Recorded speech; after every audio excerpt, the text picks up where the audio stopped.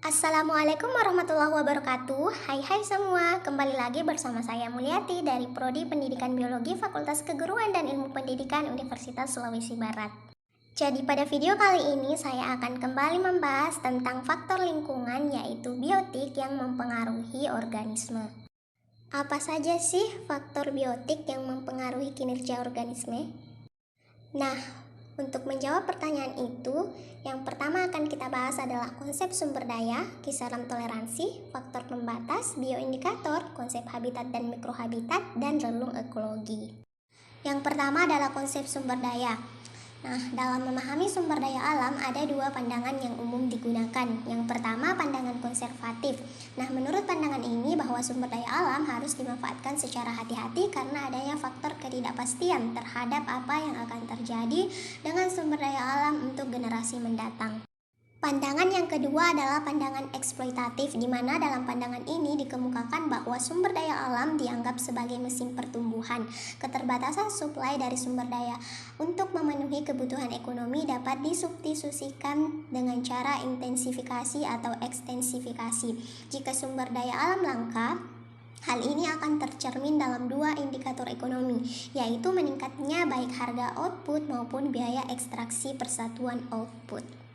Faktor yang kedua adalah faktor pembatas. Nah, seperti apa sih itu faktor pembatas? Jadi, setiap ekosistem membutuhkan komponen pokok minimal yang diperlukan untuk melangsungkan kehidupannya. Komponen-komponen inilah yang kemudian dinamakan faktor pembatas. Asas-asas faktor lingkungan. Asas faktor pembatas yang lebih dikenal dengan hukum minimum Liebig, yaitu yang berbunyi pertumbuhan dari tanaman tergantung pada sejumlah bahan makanan yang berada dalam kuantitas terbatas atau sedikit sekali. Organisme akan terhambat pertumbuhannya jika salah satu faktor keperluan hidupnya tersedia dalam keadaan minimum. Jika faktor ini ditambah, maka pertumbuhan akan dipacu. Selain batas minimum, ternyata juga ada batas maksimum dan ada pula optimumnya. Atas dasar itulah Selprot kemudian menyatakan hukum toleransi, di mana organisme mempunyai batas minimum dan maksimum ekologis yang merupakan batas atas dan batas bawah dari kisaran toleransi. Kisaran toleransi terhadap suatu faktor lingkungan tertentu pada organisme yang berbeda dapat berbeda pula. Ada yang memiliki toleransi yang lebar dan ada yang memiliki toleransi yang sempit. Nah, adanya batas-batas kisaran toleransi terhadap kondisi faktor-faktor biotik dan abiotik inilah menyebabkan suatu makhluk hidup mempunyai relung ekologi yang berbeda antara hewan yang satu dengan hewan yang lain. Selanjutnya adalah bioindikator. Nah, bioindikator sangat penting untuk memperlihatkan adanya keterkaitan antara faktor biotik dan faktor abiotik suatu lingkungan. Bioindikator atau indikator ekologis merupakan suatu kelompok organisme yang hidup dan rentan terhadap perubahan lingkungan sebagai akibat dari aktivitas manusia dan kerusakan secara alami. Ada faktor-faktor tertentu yang mengatur keberadaan bioindikator di lingkungan seperti transmisi cahaya, air, suhu, dan padatan tersuspensi. Melalui penerapan bioindikator, kita dapat memprediksi keadaan alami suatu wilayah tertentu atau tingkat kontaminasi. Kemudian konsep habitat dan mikrohabitat. Apa itu habitat dan apa itu mikrohabitat? Nah, habitat adalah suatu perangkat kondisi fisik atau kimiawi, misalnya ruang, substratum, dan iklim yang mengelilingi suatu spesies tunggal ataupun kelompok spesies atau suatu komunitas besar. Jadi habitat suatu makhluk adalah tempat hidup atau tempat untuk tumbuh atau tempat untuk memperoleh makhluk itu. Nah, menurut Begon dan kawan-kawan di dalam Seojipta bahwa sejarah kehidupan yang dilayakkan oleh seleksi alam itu tergantung pada habitat makhluk yang bersangkutan. Jadi secara tidak langsung habitat memainkan peranan penting dalam mencetak sejarah kehidupan. Nah, tiap-tiap habitat seperti sejarah kehidupan makhluk adalah unik.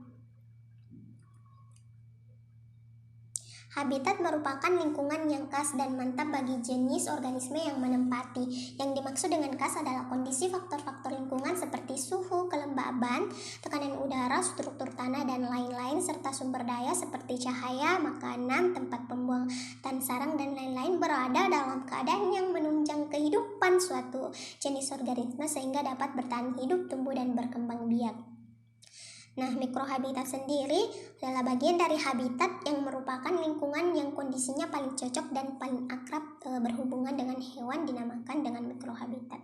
Sehubungan dengan bagaimana kisaran-kisaran toleransinya terhadap berbagai faktor lingkungannya, maka berbagai spesies hewan yang berkonsentrasi dalam habitat yang sama akan menempati mikrohabitatnya masing-masing. Mikrohabitat ini biasanya menunjukkan kondisi habitat yang sesuai yang merupakan faktor penting pada level 2-4 dalam hierarki Johnson. Nah, batas antara mikrohabitat yang satu dengan yang lainnya seringkali tidak jelas atau tidak nyata. Namun demikian, mikrohabitat ini memegang peranan penting dalam menentukan keanekaragaman spesies yang menempati habitat tersebut. Nah, tiap spesies akan berkonsentrasi pada mikrohabitat yang paling sesuai dengan organisme yang dimaksud. Sebagai contoh, dalam suatu habitat perairan air tawar yang mengalir secara umum dapat dibedakan menjadi bagian riam dan lubuk. Riam berarus deras dan dasarnya berbatu-batu, sedang lubuk hampir tidak berarus, relatif dalam dan dasarnya berupa lumpur dan serasa. Nah, yang terakhir adalah relung. Dalam hubungan timbal balik dengan lingkungannya, organisme itu mempunyai peranan atau menduduki posisi tertentu bagi pihak lain. Misalnya kambing berperan atau berposisi sebagai pemakan rumput dan menjadi mangsa dari harimau di dalam lingkungan hidupnya. Posisi itu juga berlaku terhadap lingkungan fisik yang ada di sekitarnya. Nah, peranan dan posisi organisme terhadap lingkungannya di dalam suatu ekosistem inilah kemudian disebut dengan relung.